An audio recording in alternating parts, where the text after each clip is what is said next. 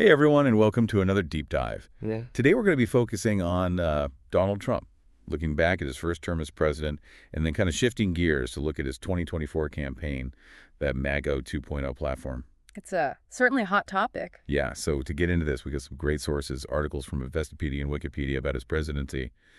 And then to cover the current campaign stuff, we've got articles from the American Conservative and LPS English. So yeah, we're ready to unpack all this. Should be interesting. Yeah. Let's rewind a bit first, back to Trump's first term, 2017 to 2021. It feels like forever ago now. It does, yeah? It really wasn't. All those headlines, the constant news cycle. But let's take a step back. Look at the big picture here. The economy, immigration, foreign policy, and how his administration dealt with the pandemic. I think it's important to remember that it wasn't just about the day-to-day news. It was a period of some pretty big shifts in American politics and globally. Really? The effects are still being felt today. Definitely. And, one very specific thing that comes to mind is the Tax Cuts and Jobs Act of 2017. Oh, yeah. This law really shook things up. It lowered corporate tax rates, big time, from 35% all the way down to 21%. Plus, it changed the individual tax brackets. Yeah. So our Investopedia articles point out that there were and still are, strong arguments on both sides of this. For sure. It was and still is a really debated policy. People who liked it said it would help the economy, encourage businesses to invest, and just lead to growth overall. Right. But then the critics saw it's like a handout to corporations and the wealthy, and they worried about the national deficit getting even worse. And it's interesting how even now the long-term effects are still being studied. Economists are trying to figure out how it really impacted different income groups. Absolutely. It's going to be fascinating to see how this plays out over time. Yeah. I'm curious, though, did you feel any personal impact from the tax cuts? It's a good question. Did it change anything for you financially? I think it's something we should all consider. So the tax cuts were one way Trump tried to boost the economy, but he also went all in on deregulation, especially in areas like energy finance and healthcare. So basically cutting regulations wherever possible. Pretty much. The idea was to get businesses moving without what they saw as like unnecessary rules.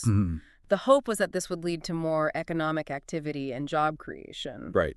But I guess the flip side is that less regulation could mean less protection for consumers and the environment.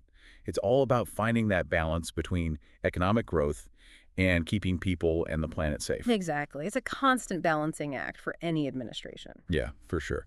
And speaking of tough issues, we can't ignore Trump's zero-tolerance immigration policy. This was the one that ended up separating families at the border. Right. Some really tough images came out of that period, children being taken from their parents. It was a very difficult time. It was. And the administration said it was necessary to enforce the law and stop illegal crossings. But like our sources from Wikipedia and the Migration Policy Institute point out, there was a massive backlash. A lot of people felt it was inhumane. Yeah, it raises the question of whether it really achieved its goals or if it caused more problems than it solved. And in the end, a court order stopped the family separations, which I think shows that public pressure can work even when dealing with a president known for holding his ground. For sure. It shows how important it is for people to speak up and hold their leaders accountable. Definitely. And on the topic of holding his ground, let's talk about the border wall. One of Trump's big campaign promises, he really wanted to see that wall built, even going as far as using military funds and declaring a national emergency to get the money for it. Yeah, but even with all that, it's still not finished. It's not. It's become a kind of symbol, in a way. It has. On one hand, it shows how dedicated Trump was to keeping his campaign promises. But on the other hand, it shows how hard it is to actually turn those promises into reality. Yeah. And it also really ties into his America First approach, which brings us to his foreign policy. Right. America First was central to how he handled things on the world stage.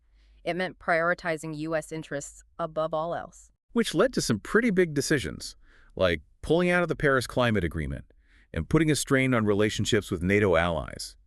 Some people thought it was the right move to put America first, but others worried that it meant stepping back from global leadership. And that debate is still going on. Definitely. And then you have the relationships with specific countries. Each one was complicated in its own way, like the meetings with Kim Jong-un in North Korea. Right. Those were big news at the time. But in the end, nothing really concrete happened with denuclearization. And then there were the trade tensions with China, all that back and forth about intellectual property theft. And of course, the relationship with Russia was always overshadowed by those allegations of election interference. It was a turbulent time, for sure, with a lot of unresolved issues. And then the pandemic hit, throwing everything into even more uncertainty. It did. And Trump's response to COVID-19 was under a microscope right from the start, Yeah. especially his early comments downplaying the seriousness of the virus. Yeah. But we also have to acknowledge Operation Warp Speed, Hmm. which his administration really pushed for. That helped speed up the development of vaccines, which was a huge achievement, not just for the U.S., but globally. So it's a mixed bag, really, both good and bad in how they manage the crisis. Definitely. And I think there are important lessons to be learned from that time for leaders today and in the future. For sure. So we look back at Trump's first term. It's clear that there were big achievements, but also a lot of controversy. We saw a strong economy before the pandemic hit and record low unemployment. But then there were the two impeachments, the events of January 6th. Right. All contributing to the political divisions we're still dealing with today. Exactly. So yeah, his presidency was definitely a turning point in a lot of ways. Yeah. And now in part two, we're going to fast forward to today and dive into this 2024 campaign with that MAGA 2.0 slogan.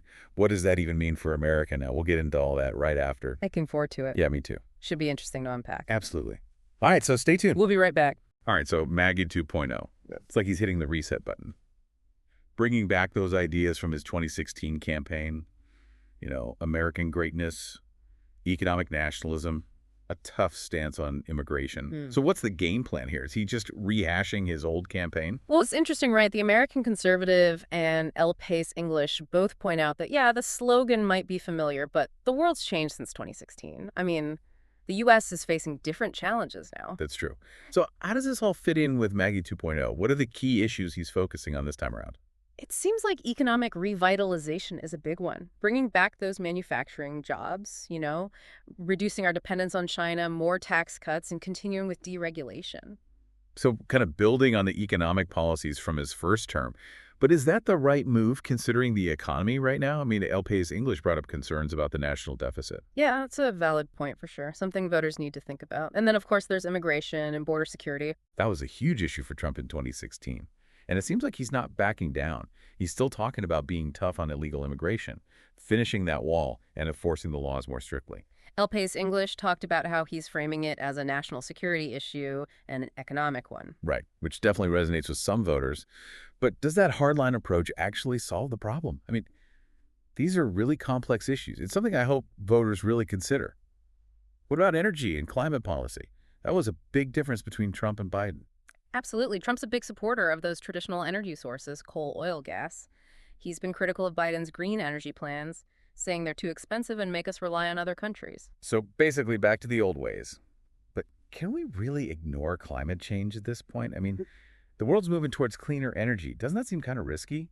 Yeah, it does go against the trend. But even with all this MAGA 2.0 talk and going back to his old policies, Trump's facing some pretty big obstacles with this campaign. Yeah, understatement of the year. There are the legal battles he's dealing with. The country is so politically divided, and he needs to win over more than just his base if he wants to get back in the White House. The American Conservative and El País English both mention these challenges. They suggest he'll need to change his strategy to win this time. So what could that look like? Do you think he can actually shift gears and appeal to a wider range of voters? Well, El País English had an interesting idea. They said Trump's trying to present himself as a more experienced and disciplined leader now, like he's learned from his mistakes. That's definitely a strategy. But will it be enough to convince people? That's the big question. Can he actually change his image and convince voters that he can govern differently? It's a tough challenge. Only time will tell if it works. Makes you wonder, right? Can a politician really change? Or is it all just for show? It's interesting to watch, and it's not just about Trump. It's about what direction the country's going to take. Yeah, that's what I find so fascinating about this election. It's like we're deciding as a nation how to deal with these huge problems. The economy, immigration, climate change. What kind of country do we want to be?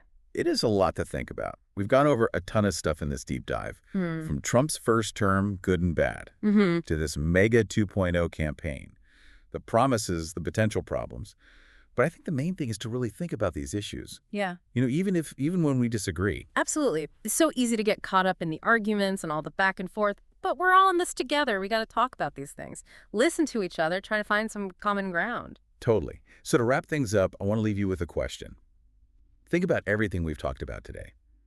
What do you see as the biggest challenges for America and the best opportunities? What keeps you up at night? What gives you hope? It's a tough question. No easy answers, but it's important. We need to be involved. Ask the hard questions. Hold our leaders accountable. Couldn't have said it better myself. Thanks for joining us on this deep dive. Hope you learned something new, maybe even enjoyed it a little. We'll be back soon with another topic to explore. So until then, keep learning, keep asking questions,